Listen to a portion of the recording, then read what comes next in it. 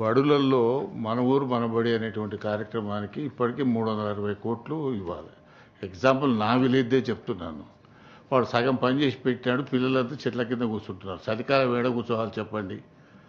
నేను నా విలేజ్ విషయం ఇప్పటికి 1 ఇయర్ నుంచి చెప్తా ఉన్నాను. ఇక్కడ ప్రిన్సిపల్ సెక్రటరీ యోగితారాణి గారు కూడా ఉన్నారు.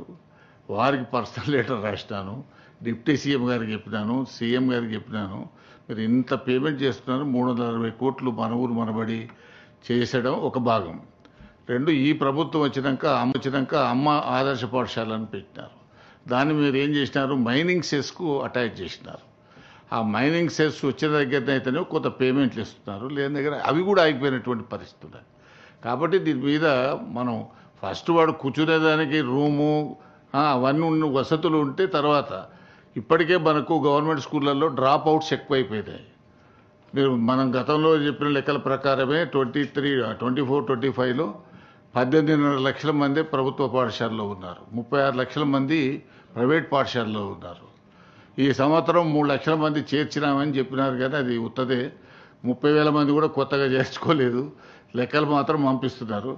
దయచేసి ఈ మన ఊరు మనబడికి సంబంధించిన పేమెంట్స్ ఇవ్వండి. చిన్న చిన్న కాంట్రాక్టర్లు, ఎందుకనంటే విద్యా కమిటీ చైర్మన్ వాడు 3 ఏళ్ల కింద అప్పు తెచ్చి కడితే, మీకు చెప్తున్నాను, మా ఊరిలో 19 లక్షలు 20 లక్షలు బాకీ. వాడు బాధపడలేక నేను 5 లక్షలు ఇచ్చినాను వానికి. అరే నీ బిల్లు వచ్చిందని మళ్ళీ నాకు వాపసు తెచ్చియమని.